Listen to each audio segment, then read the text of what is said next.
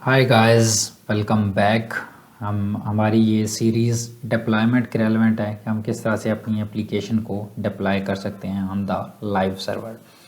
आज की इस वीडियो के अंदर हम डिस्कस करेंगे कि हम किस तरह से अपनी एप्लीकेशन को प्रोडक्शन मोड के अंदर ऑन कर सकते हैं। हम अपनी एप्लीकेशन का प्रोडक्शन मोड कैसे ऑन कर सकते हैं और उसका बेनिफिट क्या होता है। लेट्स से ये आप हमारी एप्लीकेशन की .env फाइल है और यहाँ पे हमारी एप्लीकेशन रन हो रही है, राइट। मैं क्या करता हूँ, अपनी एप्लीकेशन का यहाँ पे कनेक्शन यहाँ पे रॉन्ग कर देता हूँ, ठीक है। लेट्स से ये इसका डेटाबेस का नाम है CDL डेमो ऐप, तो मैंने ऐप का ए मिसिंग कर दिया। अब मैं रिफ़्रेश करूँगा तो मुझे ये एरर एक्सेप्शन दिखाएगी with why by exposing our database detail. देखिए एक्सेस डिनाइड फॉर, ये मेरी पूरी डेटाबेस का यूज़र नेम बता रहा है, ठीक है। और कहता है कि ये वाली डेटाबेस है, तो यूज़र यहाँ से गैस कर सकता है कि इसका पूरा नाम ऐप है। ये भी बता रहा है कि सिलेक्ट ऑल फ्रॉम सेशंस, कि सेशन से मैं इस चीज़ को रिट्रीव कर रहा हूँ, सेशंस टेबल भी मौजूद है। यहाँ पे आए तो बता रहा है कि bootstrap and so on thing. तो यहाँ पे हैकर को आइडिया हो सकता है कि ये कौन सी किस टाइप की एप्लीकेशन है, लार्वल टाइप की एप्लीकेशन है, कौन सी डेटाबेस है, कौन सा यूज़र नेम है, ठीक है, और कौन सा होस्ट यहाँ पे यूज़ हो रहा है। तो बहुत सारी इन्फॉर्मेशन हमारी एक्सपोज हो रही होती है। या फिर ये वाला एरर जब क्लाइंट को आता है तो हम चाहते हैं कि जो भी एक्सेप्शंस हैं वो क्लाइंट को शो ना हो, क्लाइंट को जस्ट एक जनरल मैसेज शो हो कि समथिंग वेंट रॉन्ग, और क्लाइंट फिर हमें बताए तो फिर हम उस चीज़ को अनेबल करके रिजॉल्व कर दें। तो इस चीज़ को कैसे आपने अचीव करना है, ये आपके पास एक मोड होता है ऐप डिबग का, ठीक है।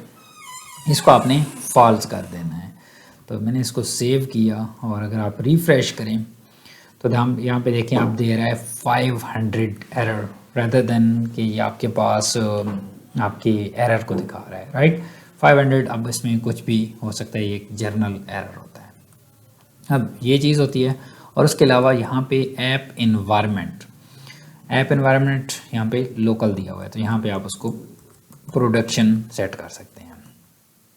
अब इसका पर्पस क्या होता है कि हमारी एप्लीकेशन जब प्रोडक्शन के अंदर होती है तो आप कोई भी माइग्रेशन भी चलाते हैं तो आपको बताता है कि आप अगर माइग्रेट कर रहे हैं तो आपकी एप्लीकेशन प्रोडक्शन के अंदर है, मतलब डायरेक्ट हमारी कमांड भी एग्जीक्यूट नहीं होती। पहले आपसे पूछता है कि स्टिल आप प्रोडक्शन के अंदर इस कमांड को चलाना चाहते हैं, तो देन उसके बाद हमारी जो कमांड होती है अगर हम येस करते हैं तो तब वो चलती है, ठीक है। तो ये हमारे लिए एक किस्म का डबल चेक हो गया, ठीक है। और इस प्रोडक्शन जो हमारे पास हमने प्रोडक्शन का सेट किया, ये कब सेट किया जाता है, जब हमारी एप्लीकेशन लाइव होती है, तो उस टाइम पे हम इस प्रोडक्शन को लाइव करते हैं और देन ऐप डिबग को भी फॉल्स कर देते हैं। उसके अलावा हमारे पास बहुत सारी और भी प्रॉपर्टीज़ हैं जिनको हम यूज़ कर सकते हैं। जिस तरह से ऐप का URL भी आप सेट कर सकते हैं। तो ऐप का हमारा URL कौन सा है, आपने कॉपी करना है, इसको पेस्ट करना है और अपनी जो डोमेन का URL है वो आपने करेक्ट कर देना है, क्योंकि समहाउ कहीं पे आप अपनी एप्लीकेशन का लिंक दे रहे होते हैं कि यूज़र लॉगिन पर क्लिक करेगा तो उसके पास होम पेज ओपन होगा, आपके पास ये वाला लिंक सेट नहीं होता, तो उसकी वजह से उसका प्रॉपर लिंक जनरेट नहीं हो पाता, इस वजह से प्रॉपर पेज ओपन नहीं होता। तो इस लिंक को आपने देना है और इस लिंक का यूजेज आपको कहीं पे स्टोरेज वाली जगह पे भी इशू आएगा, जहाँ पे आपके इमेजेस कनेक्ट नहीं हो रहे, तो वहाँ पे भी आप इसको यूज़ कर सकते हैं, ठीक है।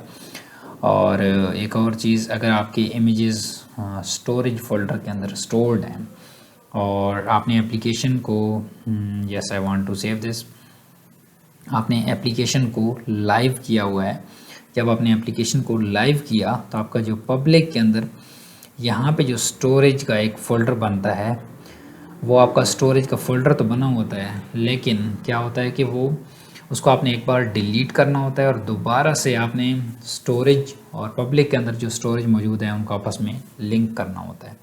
तो अभी मेरे पास यहाँ पे मौजूद नहीं है, क्योंकि मैं डेटाबेस के अंदर इमेजेस वगैरह स्टोर नहीं कर रहा, मतलब डेटाबेस के अंदर उनका पाथ स्टोर होता है और हमारी एप्लीकेशन के अंदर ही स्टोर होते हैं, बट उनका पाथ यहाँ पे लिंक्ड आ रहा होता है स्टोरेज से, ठीक है। तो उस तरह से आपने क्या करना है, उसके लिए आपने यहाँ पे यहाँ पे आना है और सबसे पहले आपके पास स्टोरेज की डायरेक्टरी को आपने डिलीट कर देना है और उसके बाद आपने लिंक करना है। तो PHP आर्टिसन स्टोरेज और लिंक इंटर, तो कहता है ठीक है लिंक क्रिएट हो गया। मैंने रिफ़्रेश किया तो यहाँ पे देखें स्टोरेज हमारे पास लिंक हो चुकी है। तो अगर आपकी लिंक नहीं हो रही बाय डिफ़ॉल्ट, अगर आपकी जब आपका लोकल पे प्रोजेक्ट था उस टाइम पे स्टोरेज थी, तो आपने इसको स्टोरेज को पहले डिलीट करना है एक बार और देन इधर आके दोबारा से उसको लिंक करना है। इससे कुछ भी नहीं होता, आपका प्रोजेक्ट आपका जो स्टोरेज फोल्डर है वो दोबारा से इधर से लिंक हो जाता है, तो जितने भी इमेजेस वगैरह होते हैं वो इसके अंदर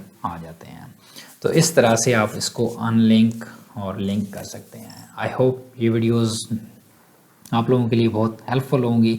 अगर आपको वीडियोस पसंद आ रही हैं तो आपने अपनी फ़ीडबैक का इज़हार लाजमी करना है, क्योंकि इससे मुझे मोटिवेशन मिलती है और मुझे ये भी पता चलता है कि ये वीडियोस एग्जैक्टली मेरी ऑडियंस को बेनिफिट दे रही हैं। So thank you very much guys and I will see you guys in the next one. Bye bye.